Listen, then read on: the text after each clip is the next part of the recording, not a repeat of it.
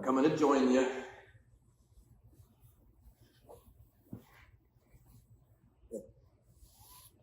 Don't worry, nobody saw that. Well, actually, it's eternally. So we were just talking about the Future of Humanity Summit. And so I want you to continue talking about what you were talking about with respect to devices, de-vicing. The original purpose, Yeah. intent to better the self, that has become a tool. I love Tristan's way of putting it. Godlike technology, ape-like minds. It's the institution one. Stone Age institutions or something. But yeah, effectively, you can't ban TikTok to solve the problem. You have to bring a better solution to the table. You have to say, oh, you know what? Actually, what we can do is build a feed which has a resonance mechanism to test on each video on how much someone enjoyed that, on how much it increased their vibe, until we reach a point that they intentfully exit. And we can sort and program that feed to sort based on what gets people to the exit point. So you can come to your phone as a source of inspiration. Why can't I pick up my phone right now and get hyper-targeted inspiration and motivation, which really would act as the best form of therapy in existence? Mm-hmm. Because that media is so much more. Technically you can, but you have to curate it.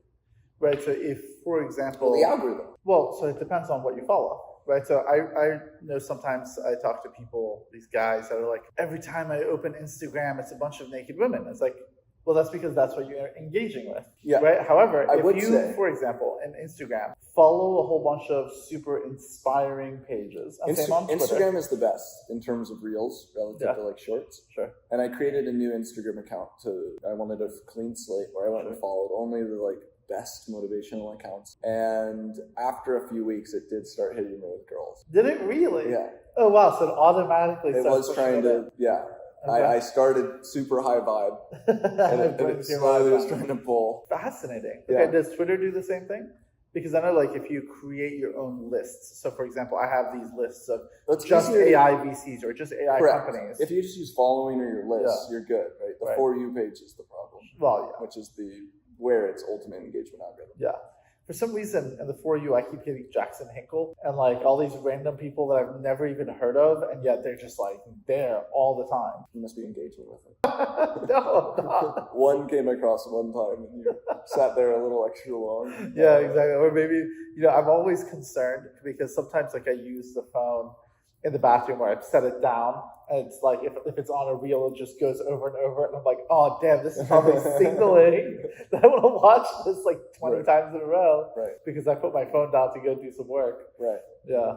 But to your point though, so that's part of the reason I built Uhura, right? So one of the things we recognized is a lot of this technology that came out of the Stanford Media Lab that Tristan used at YouTube, that a lot of other folks used at Facebook and Instagram and TikTok and all the other stuff. It's this set of nudges and notifications and behavior modification and so forth that is used to get you to doom scroll for hours. That Asa Raskin actually apologized where he created the unlimited scroll. I was on stage with him in 2018 at the Unintended Consequences of Technology conference in San Francisco.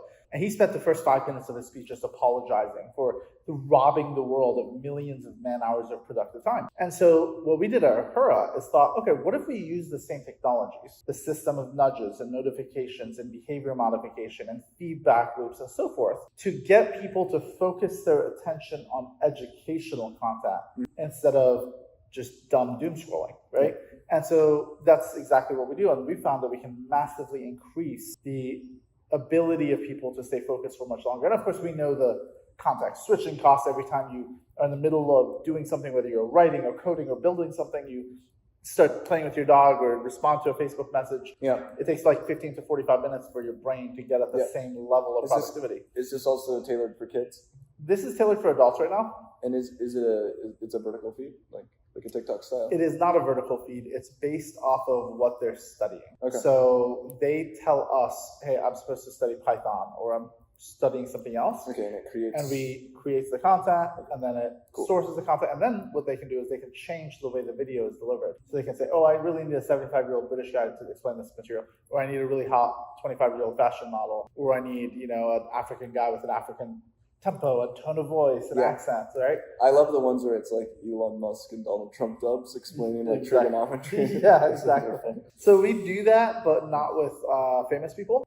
Yeah. We're in negotiations with a couple dozen A-list celebrities to use their likeness for this, but they get paid like a Spotify type format because I don't want to get sued. We saw what happened with Scarlett Johansson and OpenAI, right? Like it's murky waters when you start stealing people's likeness, right? Yeah. But it'd be fun to have Donald Trump teach me how to have high EQ when I'm managing a team. Right. That would be hilarious. Right. I think that's what's, I guess, useful about, that's all over X, and they're just a platform, so it would take the DCMA takedowns for all that content to get removed, but it's going viral before that ever happens. So yeah, exactly. There is a bonus to being a platform where your users are breaking copyright. Right, not you. But we'll see. I mean, you saw what Elon posted a week ago, right? Apparently the European Commission tried to blackmail him. And they said that Elon has to give the European Commission the rights to censor content across the world. And if he doesn't, they're going to fine him in billions of dollars. And he said no, obviously. Right. But, even if you're a platform, there are ways or access points to exert pressure. Yep. And so that's part of the reason we're doing this with Future of Humanity. Maybe finally at some point the blockchain decentralized social apps will have a moment. Yeah, well, there's people building People have been trying. I think it's just not yet. It's not yet enough of a problem with the enforcement.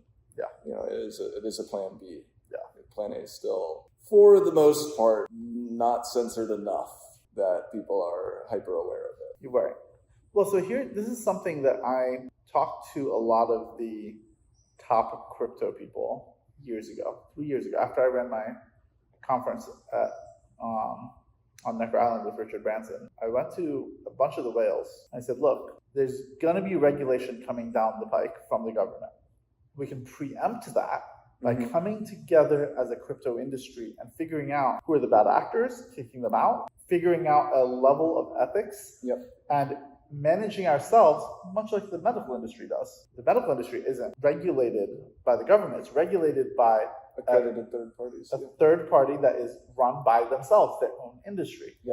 And so I shared this with a whole bunch of people, and people were like, absolutely not, we don't believe in regulation. In fact, Tim Draper just straight up was like, I hate regulation, I will never sign on to this, and I will oppose it. Of course, we saw what happened with Three Arrows Capital and SBF and Luna and all that stuff, and then suddenly then Gensler came out with, Elizabeth Warren and this heavy hand of regulation, and hopefully the next administration gets rid of that, and at least creates some common sense reforms, right? But I'm seeing the same thing happen with AI, right? If we don't come together and figure out how do we all come to an agreement of what constitutes ethical or responsible artificial intelligence, eventually the government is going to do that. And we'll get an unethical version.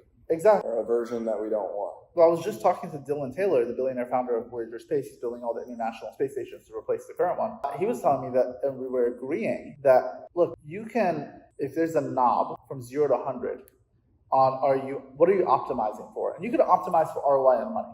But if you put that knob all the way to 100 and say, screw everything else, screw ethics, screw the impact it has on humanity, all that matters is money, and you put it to 100, that'll work for a short time, but then you're going to have massive blowback, and there's going to be issues like Three Arrows Capital and Luna and SBF, and then the entire industry is going to suffer, and then it's going to go down. The techno-capital machine needs to fix itself. Exactly. If you put that knob to 80 and say, hey, there's a responsibility on the part of investors, there's a responsibility on the part of founders and operators and academics, to put that to 80, to keep track of the ethical and responsible use of this technology, then you don't get to that point where it reaches a breaking point and then damages the entire industry. You can continue scalably building in a way that actually provides much better long-term outcomes. And I think the Sam Altman response to this is that they are going to try to use AI to align itself and to create the governance mechanism itself. They're saying humans are not as good, are not as smart, and so we will have our God machine build its own walls. Well, that's also why, and I have the utmost respect for Sam Altman and for OpenAI. I think they're amazing, but there's also a reason that their entire AI safety team quit. Yes, and I saved a podcast clip from him, which I think is very prescient today, which was a few years ago. He said, he said, I will eventually need to get fired from OpenAI. And if we don't start decentralizing it, basically stop me. Well, they tried to stop him. And that's what I'm saying, is that almost went in the direction that he knew it needed to. And I'm unsure, has power corrupted him? Well, I don't know him. I've met him only once. My suspicion is that he believes he's doing the right thing. 100%. And I don't know any different. I don't have any information that would suggest that he's not. But what I can say is sometimes it's helpful to take a step back and look at things from the outside, because we're always the heroes of our own stories. And so we'll see. Yep. I mean, I'd love for him to be part of this conversation. Yep. I would invite him, if he ever sees this, to join this conversation with other industry leaders. That's what I with feel like government, is with other super a failure mode of WorldCoin and of OpenAI is, they'll say we plan to build AGI in a couple of years, but it's like you almost need to lead a war cry to humanity about what the implications of that are and say, hey, everybody, hey, smartest people, bring them on together. How can we solve governance? Because that's the most important piece, and that's big missing conversation. So you're doing one of the most important things in the world. Thank you. I appreciate it. I'm glad you're going to be joining us in DC, and I'm excited about signing the Declaration of AI for the future of human race. And hopefully this will. You like the name? You can steal the name, by the way. Declaration of AI Dependence. It's. That was actually the original thing. It was going to be titled the Declaration of AI Independence. Yeah. But then I realized that might That sounds like you're independent from AI. Yes, or it sounds like we're saying that all AI and AGI and so forth, that they should have human rights and they should have all this other stuff, which I'm not opposed to. I am. But I'm actually vehemently opposed to AI souls. Interesting. Well, so that's a conversation to have, but I know there's a lot of other people that are super opposed, and I didn't want to start off everything with a whole bunch of people saying, well, that is now something I'm completely opposed to. And look, I think there's a conversation to be had at some point, because if AI is conscious and sentient, at some point we should have that conversation. The time is not now. Mm-hmm. But at some point we should have that conversation. If souls are unlimited, the value of a soul goes towards zero. It's really a humanist definitely take and claim, and something that is indiscernible. That's the hard problem of consciousness. If there are non-human intelligences that are extra-dimensional beings or of other origins, would you say they don't have souls? Yeah. And I simply take that basis on the fact that if we don't do that, we destroy the interconnectedness of humanity. So I disagree with you there. If I can create a perfect copy and clone of you, which is a little bit more tailored to like me, and that I wouldn't know the difference, sure, and I can do that at the speed of thought, then that's samsara coding. I get where you're coming from. I think that is a dangerous position to take, because when and if some people say we've already engaged with super intelligences that are of alien origin and that we've been talking to them for 50 years. Right. Now, regardless of whether that's true or not, when we do meet extra-dimensional beings, more likely than not, they will be far more advanced than we are. Yes. And so to put them in a bucket of not having souls potentially would create the opportunity for bad or nefarious actors that are human to misbehave towards them, which would endanger the rest of humanity. Well, if they have a good galactic federation and they've got things under control, then I will completely say, okay, it's cool. I'm more looking at it at a basis from sci-fi movies which depict, from Inception to the 13th floor, which I think could give you two decrees, which one would be, thou shalt not make a simulation in the perfect, as real as this one. Oh, interesting. The second I experience a simulation that is indiscernible from this reality, I have no reality. And actually, I think that's a foregone conclusion. That's going to happen. Have you used the Apple Vision Pro yet? It's really freaking good. Yeah. And we're getting closer and closer to those simulations. And to me, there's a fundamental substrate that humanity has, which is a glue to each other. I believe you're real, you believe I'm real. Solipsism is obviously a mind virus that needs to be avoided. Sure. And if I ever get to the point where the part of my brain, just the reptilian part, which believes in reality, fundamentally disconnects, I become not, I think the meme is based. nowadays, based near source. And yeah, it gets deeply philosophical. And yeah, thou shalt not make a machine in the perfect likeness of man. If I ever do meet a robot that I can talk to this one, and I can't tell the difference between you and its perfect silicone or stem cell grown skin, Sure. then I won't know which one's real. And I think that removes the base substrate, a narrative that we formed. We are grounded right now. We're connected to something. And I think that's for a purpose. I think we start here, and you can have many different theories on where that came from or why, but I'd say, oh, this is a necessary piece for me to have an enjoyable narrative and experience. And then you have something like the movie Everything Everywhere All at Once, Right. which to me goes against the nature of a digital utopia, which in a digital utopia, there are no barriers to my access to the infinite set of limitless realities. Sure. And value is defined by the sort of separation between getting access towards something by limit. So the scarcity of the soul is what interconnects us, is that I can't replicate you. I can't create another Bryan Talebi. Sure you can. If I have a child, we are a self-regulating, replicating process. Which is their own version. Sure, but that is how we replicate. An AI Sure. that I can't tell the difference between it and you, Sure. then I think I will be led into solipsism. I think I will start believing that this was a simulation. So first of People all, believing that they're in their own simulation, that everything is fake, sure. I think is one of the biggest scary failure modes of humanity in the future. I don't know if I can agree with that. Did you see the Nobel Prize that was given out last year? That there's 4 or 5 of the best physicists in the world presented research that suggests that this is all a hologram. Right, yeah. I don't think it's necessarily a bad thing, because you can have multiple player characters in a simulation. You can have billions of player characters in a simulation, just because, I mean, if we think about it, okay, beyond the simulation hypothesis, if you think about the world that we live in, we only perceive a tiny portion of the visible spectrum. Yeah. We don't see ultraviolet, we don't see You believe I'm real? Yeah, probably. Yeah. I would say it's a high probability that you're real. And that's a nice thought. Sure. Imagine being in a state where you truly believed everything was fake. Yeah, I mean, obviously that's solipsistic, and that's why we grow out of being babies. But at the same time, is it possible that you are a meat machine that's being driven by your brain? Your brain is a biological computer that's connected to another biological agent in a different dimension that is driving this biological machine. Is that possible? Maybe. Yeah. I don't know.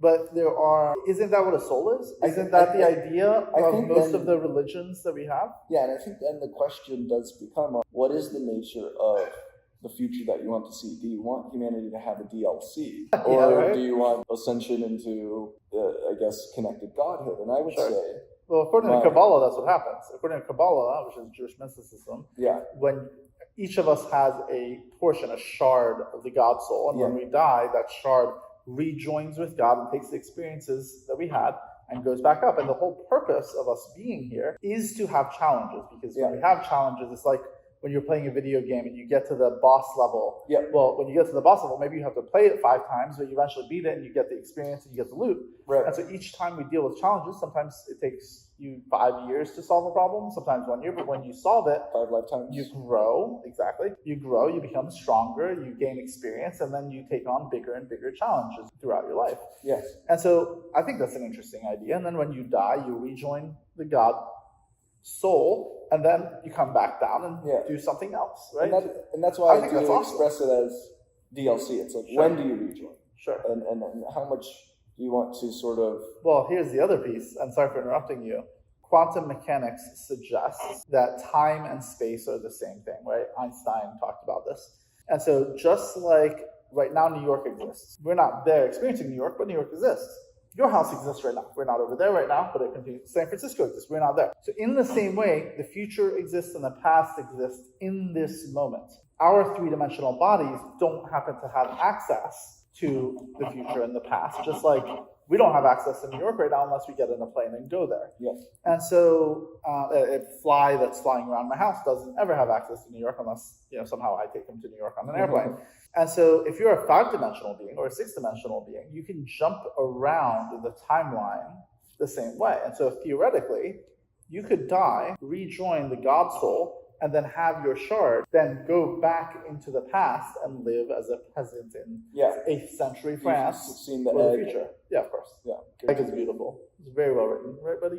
Yeah. Or you could come back as my puppy, which would be fantastic. I think my puppies have the best lives. I'm gonna need to get gain more karma points to afford that. Yeah, exactly. That's an expensive build. Yeah, all right. Well, we're all playing on hard mode right now, but that means we get a lot more experience. I don't have white privilege. I just earned a lot more karma in my past life. Or you just decided to play on an easier mode than I did. So I chose to play on a mode where I'd be in a refugee camp when I was quite young, because I thought, you know what, I'm going to pick the hardest mode possible. Yeah. Exactly. I want to deal with those challenges so that I gain more experience. I have an experience multiplier. It's really what it is. But yeah, I'm excited that you're coming. Feel free to invite some of your friends to Future of Humanity Summit. I do like the nature of this discussion leading towards basically like, do we want DLC? Like, both paths are good. I mean, I want to live forever. I've invested in a dozen longevity tech companies. I want to see how this thing progresses. I made a philosophy called Neo-Stoicism when I was 18. I filed it as religion. I keep up with it. Tell me about Neo-Stoicism, and then I'll tell you about my religion that I founded. Stoicism is... Well, I'm familiar with Stoicism. What do I know and what can I do about it at its core? Made in a time when we didn't even know what DNA was and had no semblance of a chance to have control over that kind of path of aging. Sure. And so it's embedded with a lot of, what do I know? I know that I can't control whether I'm going to die, so I must accept death. And so Neo-Stoicism is just, hey, we've entered a time when, what do I know? I know that I'm at the brink of being able to actually control or change whether my parents go through suffering in their old age, whether I do, where there is a checkpoint up ahead, and now I can actually accelerate towards that. And so that becomes one of the most highest then defining goals of a true Stoic. Interesting. I like that. I like that a lot. So I created a religion called Talibism. Less of a religion, more of a philosophy. Yeah. And part of it is designed around something that my father taught me from when I was quite young. Even when we were in the refugee camp after we escaped Iran, and then when we came to the United States, one of the things that he constantly shared with me is that people who have access to resources or capability have a duty and a sacred obligation to the rest of the human race. And so I think a portion of the philosophy of humanity has gotten into optimizing for happiness or optimizing for pleasure. And I think that's completely ass backwards. I think we as a society, as a species, need to optimize for duty and obligation because we're a social species. We're not islands. I mean, if I was a person by myself, I wouldn't have access to these amazing technologies. I wouldn't have access to energy, electricity, houses, and a bunch of other things, food. We are so interwoven with every other human on Earth, but somehow we walk around thinking, oh, I'm unique, I'm this individual, I did everything myself. And sure, I worked really hard and built a bunch of things, but everything I've done has been because of doing it with other people, learning from other people, standing on the shoulders of giants that came before me. And so I think if we... Go ahead. I completely agree. I view this as a karma farming stage, that the only scarce resource that one should worry about accumulating, if you believe in a good future, is good karma. Absolutely. There's Maslow's hierarchy of needs, but the greater picture is God's hierarchy of good deeds, which makes you play a game of enlightened capitalism, which goes after the true eternal resource, the only one that you keep, which is, what did you do while you could? Eventually you won't be able to help. And once you can program someone's mind to understand that there's a limit and that's what's going to matter in the future, like what is true status, what is true stuff to hold on to. I mean, there's biblical quotes on it, like, do not store your treasure where moths may take it, but store it in the heavens, for where your heart is, your treasure should be. Also something along those lines. And I think that's like one of the strongest. I wrote after being a part of effective altruism, which is really into talking about info hazards for some reason. Such a doomer vibe. Basically, an info hazard, what's the most scary information to spread in the world? And they had no term for the opposite. So I called it effective vibes. What is the most powerful piece and passage of text? And so obviously it's what gets someone to basically try to be a prophet and to save the world. And I think karma is actually, the download of understanding karma is actually one of the strongest things you can change someone's basically risk-reward function. We all operate on that. We all operate based on what we believe is scarce, what we're trying to accumulate, what our best defined character is. Doing that writing made me come up with some of these ideas. And, karmaism, I have fun just writing different isms and philosophies. Are you familiar with Zoroastrianism? I feel like I've heard of it. Is that one group, the Theosophical Society? No. So it's the oldest monotheistic religion in the world that predated Judaism by about 1,000 years. Yeah. It was the religion of ancient Persia. And according to this philosophy, it's actually quite a simple philosophy. There's a cosmic struggle happening between good and evil. Yep. The force for good is called Ahura Mazda. The force for evil is called Ahriman. All the religions have the same basic substrate. You're in the middle. This is the first one. There's a good future, there's a bad future. It's a test. Exactly. Well, so this idea is that which of these cosmic forces are empowered is dependent on you and all of the other humans. If we engage with good thoughts, good words, and good deeds, we empower Ahura Mazda and the cosmic force for good. Yep. If we engage with bad thoughts, bad words, bad deeds, to your point about karma, we empower the cosmic force of evil, Ahriman. And so what happens in the DLC and the future of humanity, the future of all of the universe, has to do with our obligation and our duty to perform good deeds, to your point, but also good thoughts and good words. I'm going to let my dog enter this room. I think you could take the quantum nature of basically how our perceptions help create reality, or I guess that's a basis for free will, in order to say, hey, maybe the game is set up where no one is coming to save you. Yeah. And you have to save yourself. And your own outcome will define the outcome that you live in. That's at least a complete transfer of the risk-reward matrix to say, wake up, look up, start doing the good side, and eternal rewards, what have you. Maybe. Yeah, that's exactly right.